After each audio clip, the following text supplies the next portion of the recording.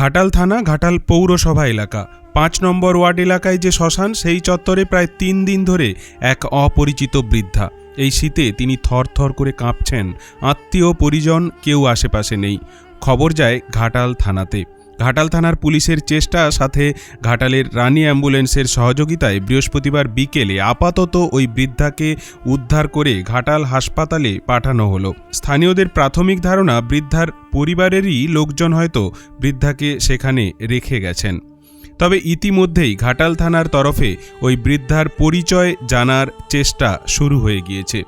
মহিলারা বাবার বাড়ি ছেড়ে স্বামীর হাত ধরে স্বামীর বাড়িতে আসেন। যৌবনে সংসারের সমস্ত দায় দায়িত্ব কাঁধে নিয়ে পরিবারের দেখভাল করলেন। ছেলে মেয়েদের আদরে যত্নে লালন পালন করে বড় করে তুললেন।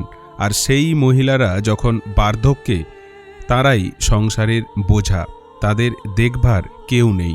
নিশ্চিত এই বৃদ্ধারও জীবনে যৌবন ছিল, বাবা মা ছিলেন, স্বামী, সংসার, ছেলে মেয়ে, নিজের বাড়ি। আর আজ দেখুন সেই বাড়িতে তাঁর আর জায়গা নেই।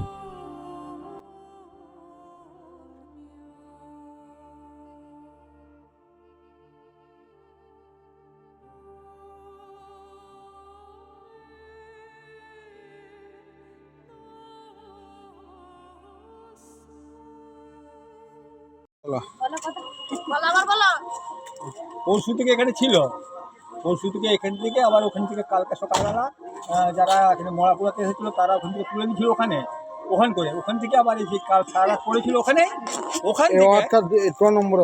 হ্যাঁ, এটা 6 নম্বর, 5 নম্বর, এটা 5 নম্বর। তারপরে এখানে থানায় ফোন করা হলো, থানা থেকে লোক এলো, এসে এখান থেকে ফোন করে আবার অ্যাম্বুলেন্স বলে অ্যাম্বুলেন্স করে এখন হাসপাতালে নিয়ে যায়। তোমার নাম? দুলাল পারিয়াল। বাড়ি, তাই তো? হ্যাঁ।